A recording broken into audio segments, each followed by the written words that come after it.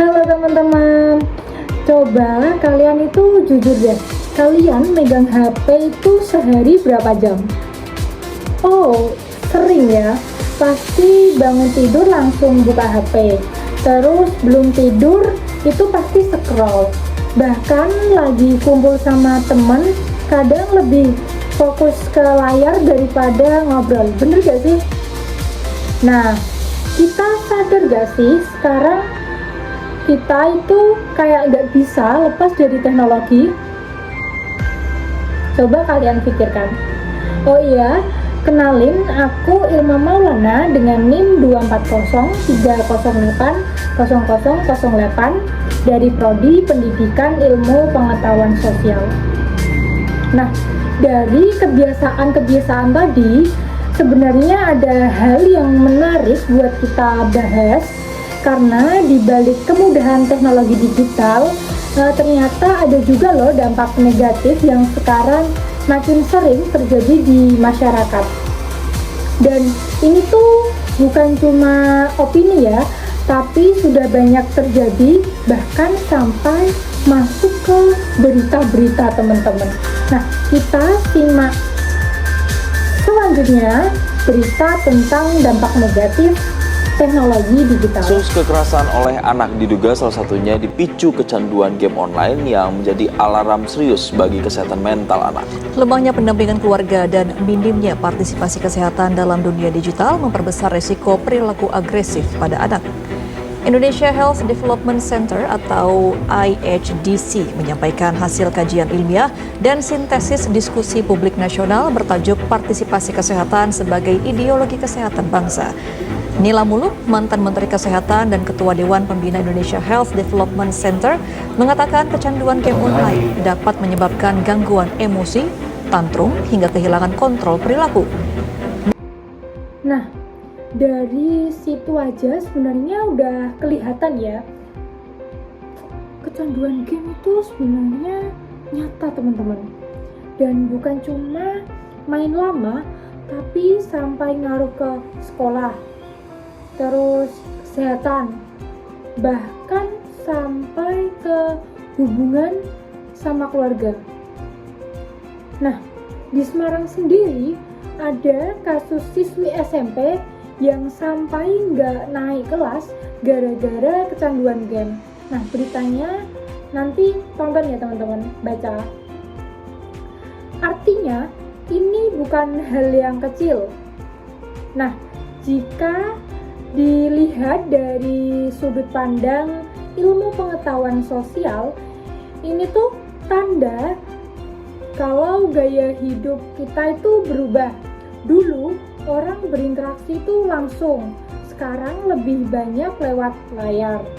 Nah, padahal sebenarnya kalau penggunaan teknologi itu berlebihan, justru bisa nurunin kualitas hidup kita.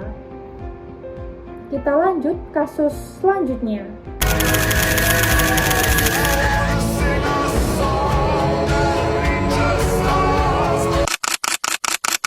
Jujur aja, siapa yang pernah langsung share berita tanpa baca full? Aku yakin banyak. Nah, masalahnya sekarang informasi itu nyebar sangat cepat dan gak semuanya itu benar. Contohnya kayak berita bantuan pemerintah palsu tadi yang ujung-ujungnya malah nipu orang. Nah, jika dilihat dari IPS atau ilmu pengetahuan sosial, ini tuh perubahan cara kita berkomunikasi. Dulu informasi lebih lambat tapi lebih jelas, lebih detail. Nah, sekarang cepat tapi tuh rawan salah, banyak hoax dan yang lain lagi. Nah, dan yang bahaya, hoax itu bisa membuat orang panik, terus salah paham, bahkan sampai berantem. Makanya kita itu dituntut buat lebih kritis, jangan langsung percaya dengan berita-berita yang beredar. Kita harus cek terlebih dahulu berita tersebut, apakah itu benar atau tidak. Sepasang suami istri kompak mengelola judi online. Mereka bahkan menjaring sendiri targetnya dan menjadi kasir.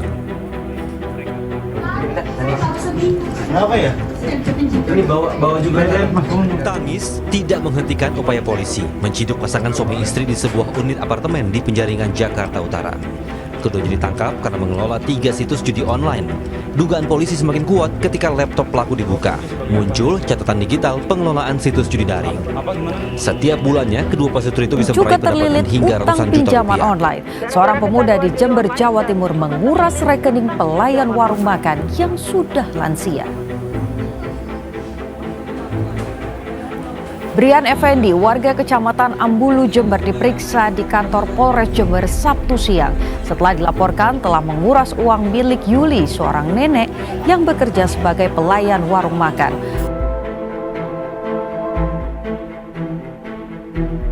Nah, ini yang menurutku paling bahaya. Judi online dan pinjaman online ilegal. Sekarang tuh gampang banget aksesnya, tinggal klik, daftar, langsung bisa main. Dan banyak orang kejebak karena mikir, coba-coba dulu aja. Padahal ujungnya rugi. Belum lagi pinjol ilegal, yang awalnya mau bantu, malah jadi beban. Bahkan ada yang diteror karena nggak bisa bayar. Dan satu lagi, data kita juga nggak selalu aman. Kalau sistem keamanannya lemah, data bisa bocor, disalahgunakan. Nah, kalau dilihat dari sudut pandang ilmu pengetahuan sosial, ini bukan cuma masalah pribadi, tapi hal ini sudah jadi masalah sosial dan ekonomi. Ada faktor ekonomi, kurangnya edukasi, dan juga sistem yang belum kuat. Ini juga termasuk juga kejahatan digital, kayak phishing dan pencurian data.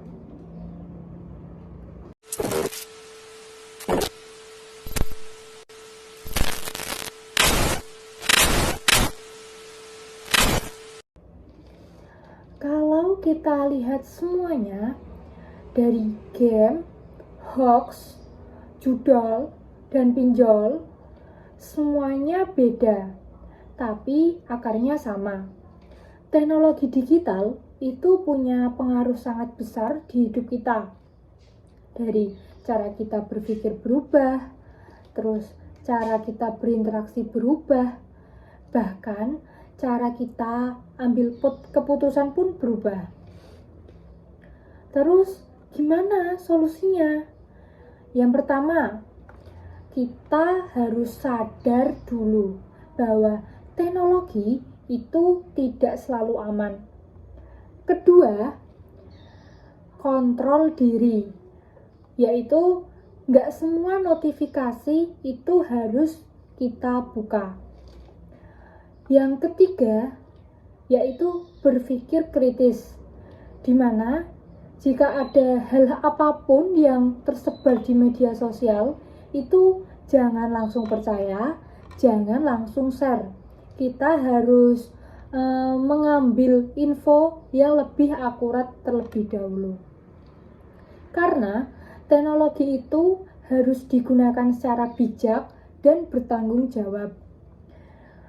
Jadi, teknologi itu sebenarnya netral, bisa bantu kita, tapi juga bisa jadi masalah. Masalahnya bukan di teknologinya, tapi di cara kita menggunakannya. Kalau kita tidak sadar, bisa jadi bukan kita yang pakai teknologi, tapi teknologi yang mengendalikan kita. Sekian dari video edukasi dari saya. Wassalamualaikum warahmatullahi wabarakatuh.